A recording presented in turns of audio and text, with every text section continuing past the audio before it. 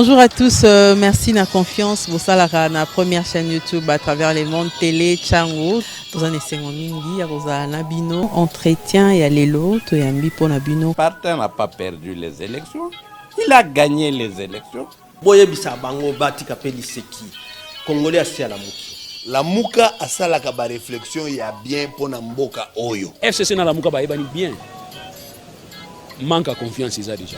Il n'y a aucune coalition entre FCC et Nalamuka. Le fait que nous gardions jalousement les preuves que nous avons, c'est parce que nous avons un grand respect pour nos frères.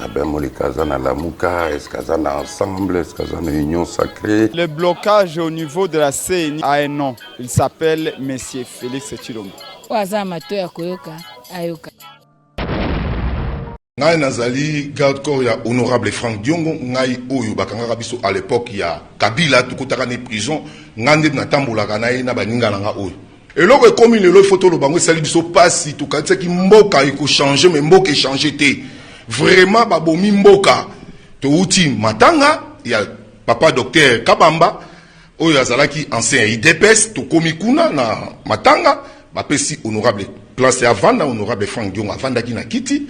Alors, quelques minutes, tout le monde président de la République a pesi genre de fleurs naïe, accueilli. Honorable Franck Diongo a pesi fleurs. Alors, honorable Franck Diongo a silisi accueilli. Tout le monde bat ta présidence. Bah, il y a l'interview na président. Président passe l'interview à l'obinga na yebi docteur Kabamba pesi ba détail tout.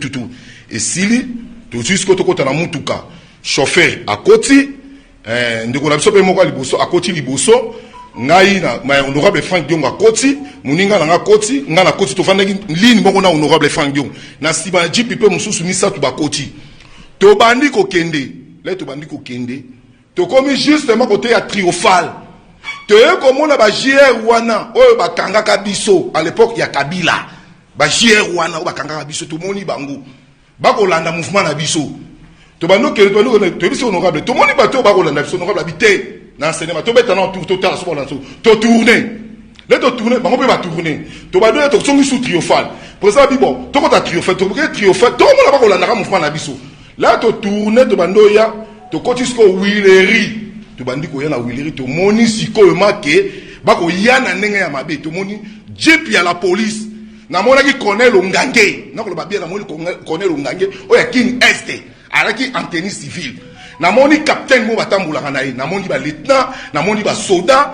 antenne.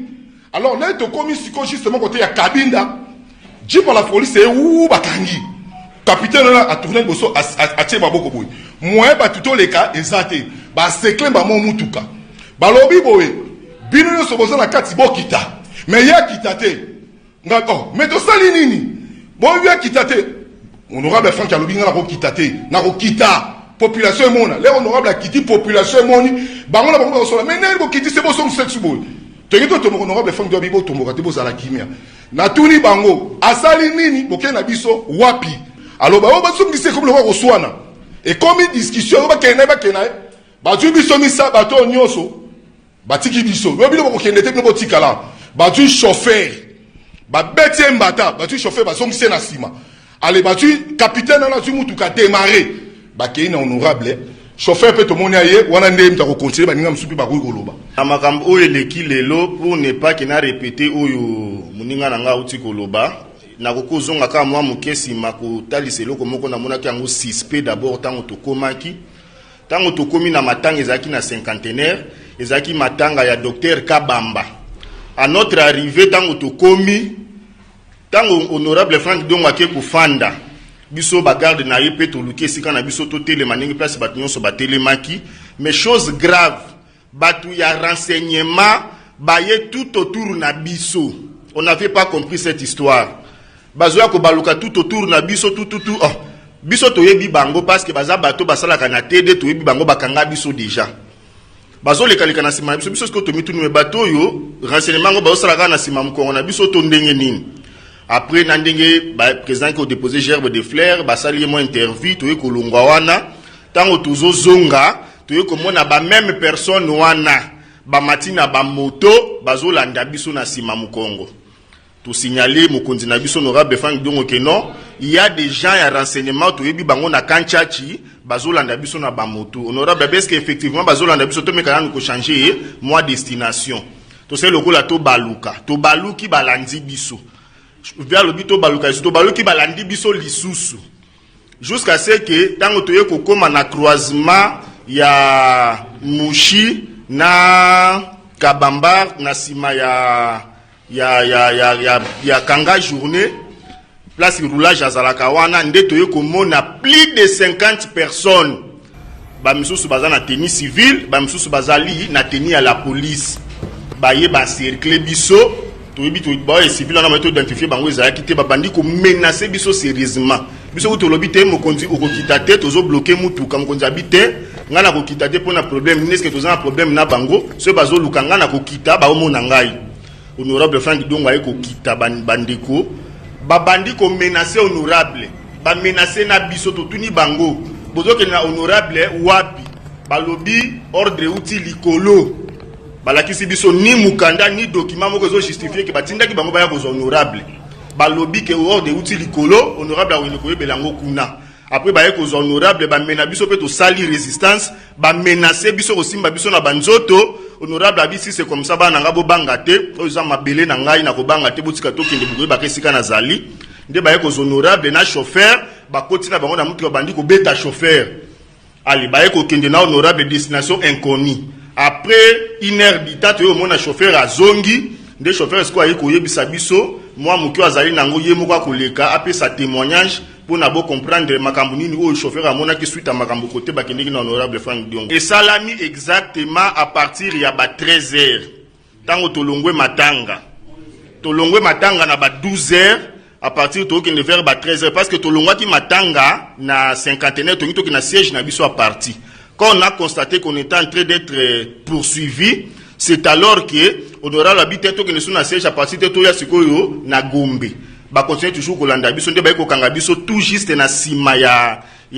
Kanga journée na croisement ya Wileri na Kabinda nde sika pinda ba ye ba bloquer biso liboso mo eto continuer nzela ezala ki lisusu te plus de 50 personnes donc na kanda moko excessive ko menacer biso na ko menacer na honorable batu batondi je vous dis bande ko za eloko moko na mto monate on a déploré ces histoires avec Kabila mais lelo tozomona makambo ane zongi lisusu bazo pointer biso na minduki batuna bateni civil ba pointer biso na minduki ko simba biso na nzoto donc on a été menacé à mort donc bakene honorable Frank Diongo destination inconnue chauffeur après sabino suite côté ba mimaki honorable nga chauffeur honorable Frank Diongo bon minga loba te ba collègue tous ba lobi déjà bon après to bakangi biso nga na kitina zonga me bon JM moi ateni civil abitinga batambo ngasinga kota le lieutenant a tenu à la police, il a cause à tout qui n'est na IP crime.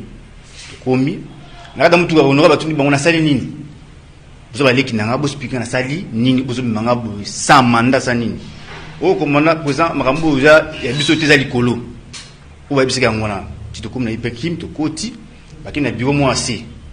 Tu to vandi, ba tout honorable. Ah vandi ça bien. Qui me disait ezali. Honorable ça bien avant na ngai. To vandi. To no solo là.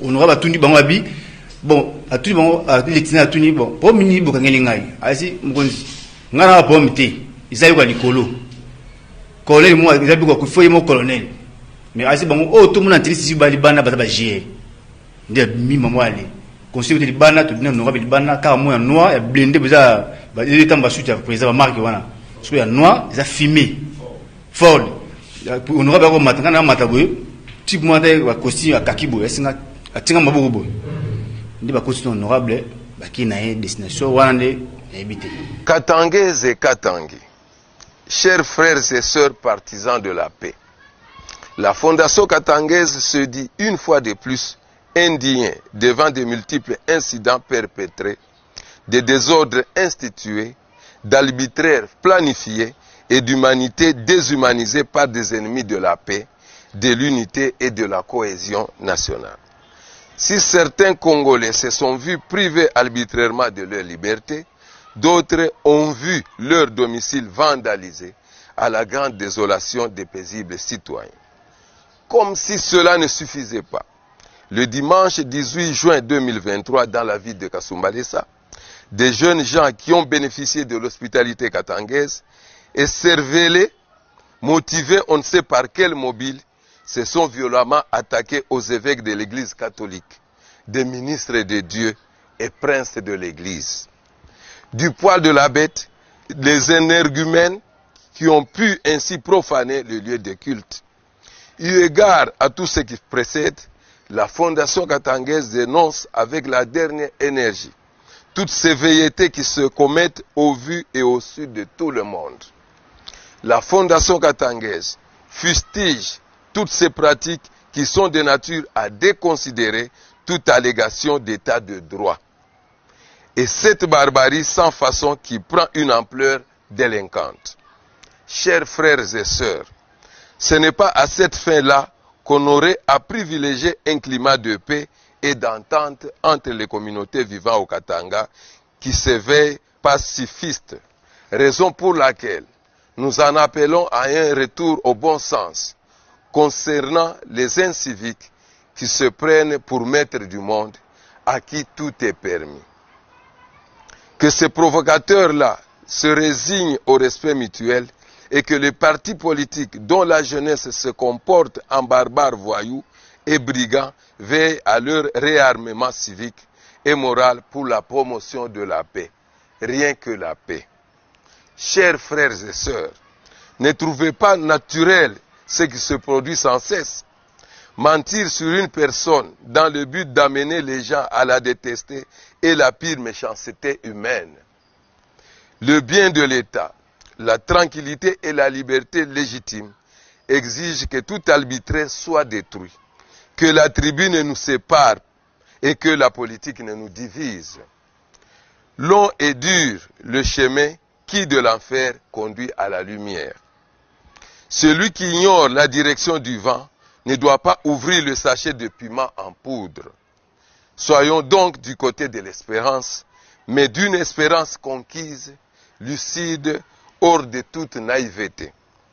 Que les autorités prennent les dispositions idoines pour arrêter l'hémorragie. Qu'on se le dise, ainsi fait à Lubumbashi le 19 juin 2023 pour la Fondation katangaise Raphaël Mututa Mistala, président national.